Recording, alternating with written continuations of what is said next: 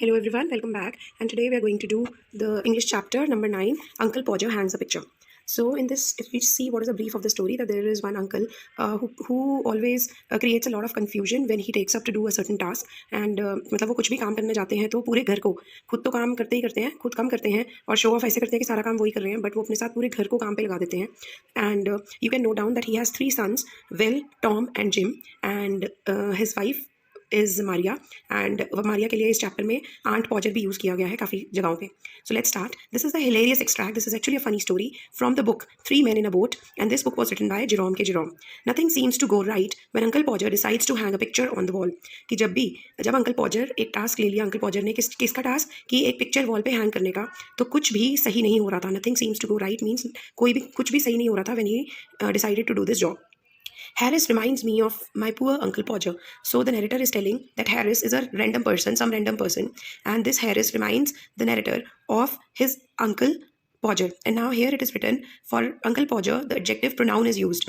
Now this poor means not economically, but because उनका थोड़ा काम ही ऐसा था, या poor Uncle Podger means when you'll read the story ahead, then you'll get to know कि what he used to do. So this poor actually doesn't mean financially poor or economically poor, okay? Now, you never saw such a commotion up and down a house in all your life. कि आपने इतनी confusion, इतनी disturbance पूरे house में, पूरी ज़िंदगी में नहीं देखी होगी. As when my Uncle Podger undertook to do a job. But जब मेरे Uncle Podger ने कुछ जॉब या कुछ टास्क करने की सोची या कुछ टास्क करना शुरू करा, तो इतनी कन्फ्यूजन हो जाती थी घर में, इतनी कन्फ्यूजन पूरी लाइफ में नहीं कभी देखी होगी आपने. A picture, now here starts the story, that once, you can read it like once, की एक बार की बात है. A picture would have come home from the frame makers. A picture would have come home from the frame makers. कि एक picture frame maker से frame होकर घर पे आई. And be standing in the dining room. Be standing मतलब it was lying. It was lying in the dining room, waiting to be put up. Put up means hang, waiting to be hanged. And Aunt Podger would ask what was to be done with it. और Aunt Podger ने पूछा कि इस picture का क्या करना है. And Uncle Podger would say, oh, you leave that to me. Don't you, any of you, worry yourselves about that. और Uncle Podger ने कहा कि ओहो, तुम ये काम मुझ पर छोड़ दो, तुम इस काम की टेंशन मत लो. I'll do all that. मैं इसको संभाल लूँगा. And then he would take off his coat and begin. और उसके बाद उन्होंने अपना कोट उतारा और ये काम करना शुरू किया. He would send the girl out for 6 pence worth of nails. अब सबसे पहले उन्होंने क्या किया, एक गर्ल थी वहाँ पे जो उनकी मेड थी, उस मेड को भेजा कि जाओ तुम 6 pence वर्थ के, 6 pence वर्थ यहाँ पे शॉर्ट फॉर्म यूज़ करा है, इट मीन्स 6 pence वर्थ, तो 6 pence वर्थ के नेल्स लेके आओ, कील लेके आओ. And then one of the boys after her to tell her what size to get. और फिर उसके पीछे पीछे एक लड़के को भेजा ये बताने के लिए कि कील कौन से साइज़ के लाने हैं. And from that he would gradually work down and start the whole house. And इसके बाद वो धीरे धीरे काम करना शुरू करेंगे. And start the whole house means put everybody to work, सारे घर को ही काम पे लगा देंगे. Now you go and get me hammer. Will, अब विल जो उनका एक बेटा है, उसको उन्होंने क्या लाने को बोला कि तुम जाओ और मेरे लिए हैमर लाओ. He would shout and bring me the rule Tom. अब वो शाउट करके टॉम, उनका जो दूसरा बेटा है, उसको कह रहे हैं कि तुम मेरे लिए रूल लेके आओ. Rule means ruler. And I shall want the ladder and I had better have a kitchen chair too. अब टॉम को उन्होंने 3 चीज़ें बोल दी लाने को, रूलर लेके आओ, लैडर लेके आओ और किचन चेयर लेके आओ. And Jim, you run to mister Goggles. अब जिम जो तीसरा बेटा है, उसको भेज दिया मिस्टर गॉगल्स, जो उनके कोई नेबर थे, उसके पास. And tell him pass kinds regards. और बोल रहे हैं कि जिम, तुम मिस्टर गॉगल्स के पास जाओगे तो pass my regards to him and hope his legs better. And उनको बोलना कि papa was hoping that your leg is better now, मतलब मिस्टर गॉगल्स की लेग पे कोई चोट वोट लगी होगी. And will he lend him his spirit level. और उनसे लेंड मतलब उधार मांगना, और उनसे उनका स्पिरिट लेवल, लेंड मीन्स उधार में लेके आना, हमें काम पे ज़रूरत पड़ेगी. Spirit level is an instrument to check the levelling. किसी भी जगह की अगर हमने लेवलिंग चेक करनी हो तो स्पिरिट लेवल एक इंस्ट्रूमेंट है जो यूज़ किया जाता है. And don't you go Maria. So here Maria is wife, that is aunt Podger. Because I shall want somebody to hold the light. तो मारिया को बोल रहे हैं कि तुम भी मत कहीं जाना, मुझे किसी की जरूरत पड़ेगी लाइट को पकड़ने के लिए. And when the girl comes back, तो जब वो मेड वापस आती है, she must go out again for a bit of string. अब वो बेचारी गर्ल्स क्या लेके आई थी, नेल्स, उसको फिर से भगा दिया कि अब तुम क्या लेके आओ, अ बिट ऑफ स्ट्रिंग, कोई धागा लेके आओ. And Tom, where is Tom. Tom, you come here, I shall want you to hand me up the picture. और टॉम को अब खड़ा लिया कि तुम मेरे पास खड़ो, पिक्चर को पकड़ के तुम मुझे पिक्चर पकड़ाओगे हाथ में जब मैं उसको टांगने लगूंगा. After that he would lift off the picture and drop it. अब फाइनली जब उन्होंने पिक्चर उठाई तो उसको गिरा दिया. And it would come out of the frame. और पिक्चर फ्रेम से बाहर आ गई. And he would try to save the glass. और ग्लास को बचाने के चक्कर में, एंड कट हिमसेल्फ, ग्लास को बचाने के चक्कर में उनका खुद का हाथ ही कट गया. Then he would spring round the room. फिर वो पूरे रूम में चक्कर लगा रहे हैं, लुकिंग फॉर हिज हैंकरचिफ. अब वो अपना हैंकी ढूंढ रहे हैं. He could not find it because it was in the pocket of the coat he had taken off. अब उनको वो हैंकी नहीं मिल रहा. क्यों? क्योंकि हैंकी कहाँ था, कोट की पॉकेट में, जो उन्होंने कोट काम शुरू करने से पहले उतारा था. And he did not know where he had put the coat. और उनको यही नहीं अब याद था कि उन्होंने कोट अपना कहाँ पे रख दिया. And all the house had to leave off looking for his tool. And start looking for his coat. अब सारा घर अपने टूल्स को छोड़ के उनका कोट ढूंढ रहा है। While he would dance around and hinder them, और वो खुद इधर उधर घूम रहे हैं और सबका रास्ता ब्लॉक कर रहे हैं। Hinder them means blocking the others way. Now doesn't anybody in the whole house know where my coat is? अब वो सब पे एक फॉल्ट अपना है, बट चिल्ला सब पे रहे हैं कि क्या पूरे घर में किसी को नहीं पता कि मैंने कोट कहाँ रखा। I never come across such a set in all my life, कि मैं ऐसी फैमिली, सेट मीन्स ऐसी फैमिली, ऐसे लोगों के, I have never come across such people, such family in all my life. Upon my word I didn't, और मैं कह रहा हूँ कि ऐसी फैमिली को मैंने अपने पूरे जीवन में नहीं देखा। 6 of you, तुम 6 लोग हो, and you can't find a coat, और तुम्हें कोट नहीं मिल पा रहा, that I put down not 5 minutes ago, जो मैंने अभी 5 मिनट भी नहीं हुए यहाँ पे उतारा था। Well of all the he would get up and find that he had been sitting on it, और जैसे ही वो खड़े हुए अंकल पॉजर, तो उनको पता चला कि वो खुद ही कोट पर बैठे हुए थे। And would call out, oh you can give up, I have found it my self now. अब फिर वो दूसरों पे ही गुस्सा निकाल रहे हैं, या दूसरों पे ही ओवर पार कर रहे हैं कि रहने दो, तुम सब छोड़ दो, तुमसे कोई काम नहीं होता, मुझे खुद ही मिल गया है मेरा coat. Might just as well ask the cat to find anything as expect you people to find it। तो वो कह रहे हैं इससे अच्छा तो मैं किसी बिल्ली को ही कोई काम कह दूँ, कोई चीज़ ढूंढने को कह दूँ, तो तुम लोगों से ज़्यादा वो बिल्ली ही कोई चीज़ ढूंढ के, या तुमसे जल्दी, तुमसे अच्छी वो बिल्ली ही चीज़ ढूंढ के चीज़ दे देगी। And when half an hour had been spent in tying up his finger, so how much time was spent? Half an hour। क्या करने में? उनकी फिंगर को हैंकी से टाई करने में। And a new glass has been got, और picture पे नया ग्लास जब फिट कर लिया गया। And the tools and the ladder and the chair and the candle had been brought। अब tools, ladder, chair, candle सब कुछ अपनी जगह पे ले आया गया है सब लोगों के द्वारा। He would have another go, मतलब वो फिर से ट्राई कर रहे हैं अब पिक्चर हैंग करने के लिए। The whole family including the girl means maid, and the char woman here means the helper or the cleaner, standing round in semi circle ready to help। अब सारे ये लोग including girl and char woman, they were trying to help him, and they were all ready with everything, standing around him in a semicircle। 2 people would have to hold the chair, and third would held him up on it। तो 2 लोगों ने chair पकड़ी, तीसरे बंदे ने uncle पॉजर को पकड़ा, और उनको पकड़ के रखना था ताकि वो ऊपर ठीक तरह खड़े रहें। 4th would hand him a nail, चौथे बंदे ने उनको नेल पकड़ाया। 5th would pass him up a hammer, पांचवें बंदे ने उनको हैमर पकड़ाई, 5th बंदे ने, and he would take hold of the hammer and drop it, hold of the nail and drop it. तो जैसे ही उन्होंने नेल पकड़ा तो उन्होंने वो नेल नीचे गिरा दिया। There he would say in an injured tone, now the nails gone. अब वो एक डिसअपॉइंटेड, इंजर्ड टोन मतलब डिसअपॉइंटेड टोन में कह रहे हैं, निराशाजनक टोन में कह रहे हैं कि ओहो अब नेल गिर गया। And we would all have to go down on our knees and grovel for it, और सब लोग, जितने भी लोग उनके आसपास खड़े थे, सब लोग अपने घुटनों पे नीचे चले गए, अब ज़मीन पर बैठ गए, और ग्रोवल मीन सर्च या trying to reach out for something. अब सब लोग क्या ढूंढ रहे हैं? Nail. While he would stand on the chair, और वो खुद अंकल पॉजर चेयर पे ही खड़े हैं, एंड ग्रंट, चेयर पे खड़े होकर गुस्सा कर रहे हैं और डिसअपॉइंटेड टोन में कुछ ना कुछ बोली जा रहे हैं। And want to know if he was to be kept there all the evening, और वो चेयर पे खड़े हुए बोलते जा रहे हैं कि भाई मिला कि नहीं, या मैं सारी शाम ऐसे ही इस चेयर पे खड़ा रहूंगा। The nail would be found at last, and by that time he would have lost the hammer. अब जब नेल मिला फाइनली, तो अब उनसे उनकी हैमर गुम गई। Where's the hammer? What did I do with the hammer? Great heavens! 7 of you gaping around there, and you don't know what I did with the hammer? अब फाइनली जब nail मिला तो हैमर गुम गई। अब फिर से हैमर उन्होंने घुमाई, बट वो किस पे डाल रहे हैं बात? सब लोगों पे पूछ रहे हैं, कह रहे हैं कि तुम 7 लोग यहाँ पे हो। Gaping means staring in wonder, so you are staring here and there, और आप लोगों को यही नहीं पता कि मैंने हैमर के साथ क्या किया। We would find the hammer for him, सब लोगों ने उनके लिए हैमर ढूंढी। And then he would lost the sight of the mark he had made on the wall, और अब क्या हुआ? जहाँ पे वॉल पे मार्क लगाया था, जहाँ पे नेल को फिक्स करना था, वो मार्क ही गुम गया। सो यहाँ पे हम क्या देख रहे हैं इस पोर्शन में? That he has the habit of blaming others for his own fault, and he expects others to be alert for him, कि बाकी लोग अलर्ट रहें और वो अपनी मिस्टेक्स करते रहें। अब जब फाइनली मार्क गुम गया कि किस मार्क पे नेल को फिक्स करना था, each of us had to get up on the chair beside him. अब एक और चेयर उनके साथ रखी थी, हर बंदा उस चेयर पे बार बार बारी बारी चढ़ के मार्क ढूंढ रहा था, and see if we could find it. अब वो सब एक एक करके बारी बारी करके उस चेयर पे चढ़ के, मतलब जो चेयर उनके साथ रखी थी beside him, they would each discover it in a different place, और हर बंदे को मार्क अब डिफरेंट जगह पे ही दिख रहा है, बिकॉज कई बार वॉल पे होता है ना, बहुत सारे मार्क्स लगे होते हैं, तो everybody is telling the different mark. He would call us all fools, and सब पे वो शाउट कर रहे हैं कि तुम सब लोग बेवकूफ़ हो, फूल्स हो, one after another, and tell us to get down. तो जैसे एक बंदा ऊपर आता है, वो कोई मार्क बताता है, उसको कहते हैं no you are a fool, you go down, now come the next. So one after the other mean sequence में सब लोग बारी बारी मार्क ढूंढ रहे हैं। And he would take the rule and री major.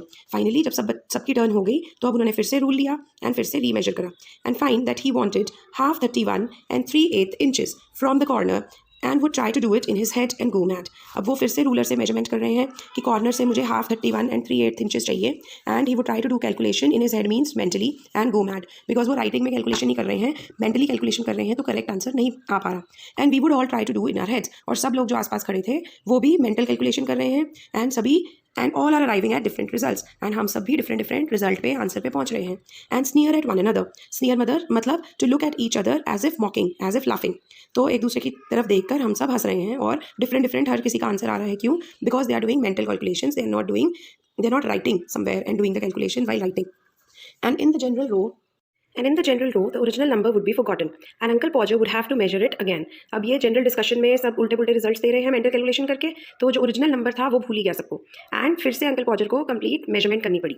He would use a bit of string this time, and at the critical moment when he was leaning over the chair at an angle of 45 and trying to reach a point 3 inches beyond what was possible for him to reach, the string would slip. अब ये क्या हो रहा है कि अब next time अब जब वो मेजरमेंट फिर से करने लगे हैं, अब इस टाइम वो क्या करने लगे हैं, अब बिट ऑफ स्ट्रिंग यूज़ कर रहे हैं. जो स्ट्रिंग उन्होंने गर्ल से मंगवाई थी मेड से, वो वाली स्ट्रिंग यूज़ करके एग्जैक्ट मेजरमेंट करने की कोशिश कर रहे हैं. एंड उस क्रिटिकल पॉइंट पे, इंपॉर्टेंट पॉइंट पे, जब वो क्या कर रहे हैं, मेजरमेंट करने के चक्कर में अपनी चेयर से थोड़ा आगे होके लीन कर रहे हैं. लीन मीन्स टेढ़े होके मेजरमेंट कर रहे हैं at an angle of 45 degree, मतलब 45 डिग्री के एंगल पे अपनी चेयर से थोड़ा आगे जाके जब वो मेजरमेंट कर रहे हैं, and he is trying to reach a point 3 inches beyond what was possible for him. और वो अपना जिस पॉइंट तक पहुंच सकते हैं इजीली, उस पॉइंट से भी 3 इंचेस आगे जाने की कोशिश कर रहे हैं. तो क्या हुआ, एकदम से द स्ट्रिंग वुड स्लिप. एकदम से जिस स्ट्रिंग से वो मेजरमेंट करने की कोशिश कर रहे थे और लीन कर रहे थे, चेयर पे टेढ़े होके, आगे होके और टेढ़े होके मेजरमेंट करने की कोशिश कर रहे थे, और अपने जिस पॉइंट तक पहुंच सकते थे उस पॉइंट से 3 इंचेस आगे नापने की कोशिश कर रहे थे. तो एकदम से क्या हुआ, स्ट्रिंग स्लिप हो गई and down he would slide on to the piano. तो वो किसके ऊपर गिरे, पियानो के ऊपर. And a really fine musical effect being produced by the suddenness with which his head and body struck. और उनका हेड और बॉडी दोनों किस पे स्ट्रक हुए, पियानो पे. और जैसे ही उनका head and body suddenly, suddenness mean suddenly, एकदम से पियानो के ऊपर स्ट्रक हुआ, तो a fine musical effect was produced. तो जैसे ही वो पियानो के red and white and black जो बटन्स होते हैं, सॉर्ट ऑफ नोट्स होते हैं, उनके ऊपर गिरे, तो एकदम से म्यूजिकल इफेक्ट प्रोड्यूस हुआ which was very fine. And body struck all the notes at the same time. और उनकी बॉडी जैसे ही वो पियानो के ऊपर गिरे, तो उनकी बॉडी की वजह से सारे नोट्स एकदम ही बच गए, एकदम ही स्ट्रक हो गए. At last uncle पॉजर would get the spot fixed again and put the point of nail on it. अब एट लास्ट मेजरमेंट करके उन्होंने स्पॉट फिक्स किया, मतलब मार्क फिक्स किया कि कहाँ पे नेल फिक्स करना है, कहाँ पे नेल को ठोकना है. And put the point of the nail on it. और उन्होंने नेल का पॉइंट दीवार पे रखा with his left hand and take the hammer in his right hand. तो उन्होंने अपने लेफ्ट हैंड में पकड़ा नेल, वो रखा दीवार, उसका जो नेल का फ्रंट वाला पॉइंट होता है ना, जिसको हम hammer at the back side हम स्ट्रक करते हैं, तो जो आगे पॉइंटेड वाला पार्ट होता है वो उन्होंने रखा वॉल पे. And take the hammer in his right hand. उन्होंने अपने राइट हैंड में हैमर ली and with the first blow, और जैसे ही, blow means the blow of the hammer, तो जैसे ही उन्होंने हैमर का फर्स्ट ब्लो किया, मीन्स हैमर को स्ट्राइक किया on the nail, he would smash his thumb. तो जोर से हैमर कहाँ लगी, अब उनके थंब पे. And drop the hammer with a yell, और येल मीन्स शाउट. तो उन्होंने एकदम से शाउट किया, और क्योंकि उनके थंब पे हैमर बहुत जोर से लग गया था, तो शाउट किया, और जो उनके राइट हैंड में हैमर थी वो किसी और के, समबडी एल्सेस टोज, किसी और के पैर पे गिरा दी. Toes means the fingers of our foot. तो किसी और के पैर पे हैमर गिरा दी. Aunt Maria would mildly observe that next time Uncle Podger was going to hammer a nail into the wall, she hoped he would let her know in time. अब Aunt Maria ये सब confusion and disturbance देख के क्या कह रही हैं कि next time जब भी Uncle Podger ने ऐसा कोई काम करना होगा, means whenever he is going to hammer a nail into the wall, she hopes, मैं hope करती हूँ कि वो मुझे टाइम पे पहले बता देंगे, so that she could make arrangements, ताकि मैं arrangements कर लूँ किसके, to go and spend a week with her mother, ताकि मैं एडवांस में ही अरेंजमेंट्स कर लूँ और अपनी मम्मी के पास रहने चली जाऊँ already when it was being done, कि जब वो ये काम करेंगे तो मैं, मतलब she doesn't want to be a part of this mess, so she wants कि अंकल पॉजर ने जब भी ये काम करना हो मुझे एडवांस में बता दें, ताकि मैं पहले ही अरेंजमेंट्स कर दूँ और एक हफ्ता अपनी मम्मी के घर में लगा के आऊँ जब पीछे से ये काम हो रहा हो. Oh you women you make such fuss over everything. तो वो कह रहे हैं अंकल पॉजर, ओ हो, तुम लेडीज़ के तो आदत ही है हर चीज़ के ऊपर बहस करने की, हर चीज़ के ऊपर फस क्रिएट करने की, मतलब छोटी सी बात का बतंगड़ बनाने की. तो he is saying this to Maria his wife, and he is actually मतलब सारी वुमेन के लिए ही वो यूज़ कर रहे हैं ये phrase. Uncle पॉजर would reply picking himself. So this was his reply. जब आंट मारिया ने कहा कि अगली बार तुम ये करोगे ना तो एटलीस्ट मुझे पहले बता देना, ताकि मैं अपनी मम्मी के घर एक हफ्ता पहले अरेंजमेंट कर लूँ और अपनी मम्मी के साथ एक हफ्ता स्पेंड करके आऊँ, और पीछे से ये सब डिस्टर्बेंस वाले काम करना. और अंकल पॉजर ने उनका क्या रिवर्ट किया, that women make fuss over everything. Uncle पॉजर picking himself up. तो जैसे जैसे अंकल पॉजर, पिकिंग हिमसेल्फ अप का मतलब है रीगेनिंग कॉन्शियसनेस, क्योंकि अब अंकल पॉजर के हाथ पे बहुत ज़्यादा जोर से हैमर लगी थी, तो he was trying to bring back his senses, come back to his senses, and while he was coming back he replied this कि you women make fuss over everything, why I like doing a little job of this sort. और वो साथ में क्या बोल रहे हैं uncle पॉजर कि पता नहीं मैं ये छोटे छोटे काम क्यों अपने ऊपर ले लेता हूँ, why I start doing such little task. and then he would have another try, and at the second blow the nail would go clean through the plaster. अब फिर से he got back into his senses, he put himself straight up, फिर से second try किया. अब इस time पे इतनी ज़ोर से blow किया, इतनी ज़ोर से hammer मारा that the nail would go clean through the plaster, मतलब नेल पूरा का पूरा प्लास्टर के अंदर ही घुस गया. And half the hammer after it, और नेल के साथ साथ नेल तो गया ही गया प्लास्टर के अंदर, आधी हैमर भी उसके साथ चली गई. व्हाट डज दिस मीन कि वॉल के अंदर एक होल हो गया. And uncle पॉजर B precipitated against the wall, और उस हैमर और नेल के साथ साथ अंकल पॉजर का भी face he was thrown against the wall. Precipitated here means thrown against the wall, means वो जैसे ही इतनी जोर से मारा कि नेल भी अंदर घुस गया, आधी हैमर भी अंदर घुस गई, और अंकल पॉजर का भी फेस वॉल के अगेंस्ट स्मैश हो गया with a force nearly sufficient to flatten his nose. और इतनी जोर से उनका फेस वॉल में जाके लगा कि इतना जोर से लगा कि किसी बंदे का नोज भी फ्लैट हो जाए. Then we had to finish the rule and string again, and a new hole was made. So again complete procedure was done, again remeasurement was done, और एक नया hole बना दिया गया. And about midnight the picture would be up, very crooked and insecure. और आधी रात को picture finally hang हो गई, but still picture कैसे hang हुई थी, बहुत ही crooked means टेढ़ी मेढ़ी, and insecure means जो बिल्कुल भी secure नहीं थी, मतलब कभी भी गिर सकती थी. The wall of yards round looking as if it had been smoothed down with a rake, and the wall for yards, जो वॉल थी वो अब ऐसी लग रही थी जैसे कि उस वॉल को स्मूथ किया गया है. किससे? With a rake. रेक क्या होता है? गार्डनिंग का इंस्ट्रूमेंट जिसके आगे फोक टाइप शेप होती है, जैसे ये होता है उसका डंडा टाइप, और यहाँ पे ऐसे करके फोक टाइप उसके आगे बना होता है. This is specially to collect the dried leaves in the garden. तो यहाँ पे वॉल ऐसे लग रही थी कि वॉल का जो प्लास्टर है वो किससे स्मूथ किया गया है? किसी रेक से. दैट मीन्स कि बहुत ही अनइवन स्मूथनिंग थी. एंड एवरीबडी डेड बीट मतलब that everybody was very tired and wretched means exhausted or miserable, except Uncle Podger. But Uncle Podger अभी भी tired नहीं लग रहे थे. He was still very active, enthusiastic. There you are, he would say, stepping heavily off the chair onto the charwoman's corns. लो जी, अब वो बड़ी ही proudly, see you can see the picture, कि जो उन्होंने पिक्चर हैंग किया है that is crooked and insecure. Crooked means टेढ़ी मेढ़ी, but still so proudly he is saying that there you are, that here I have done the job successfully. और जैसे ही वो chair से उतरे, he stepped heavily off the chair, chair से नीचे उतरे और स्टेप किया किसके ऊपर? चार वुमेन्स कॉर्न्स. चार वुमेन कौन होती है? क्लीनर के फीट पे कॉर्न्स होंगे, कुछ उसको कॉर्न्स की प्रॉब्लम होगी. What is corns? कॉर्न्स होती है जो हार्ड और डेड स्किन किसी के फीट पे जब वो एक्यूमुलेट हो जाती है, तो it is like a guilty sort of thing. ठीक है, उसको बोलते हैं कॉर्न्स. तो हार्ड और डेड स्किन की एक्यूमुलेशन हो जाती है. तो जैसे अंकल पॉजर उतरे चेयर से और उन्होंने किसके पैर के ऊपर पैर रख दिया? चार वुमेन के. And surveying the mess he had made with evident pride, और आसपास अपने देखने लग गए कि वाह मैंने कितना अच्छा किया है, प्राउडली देखने लग गए. Why some people would have had a man in to do a little thing like that. Now what dialogue he is making?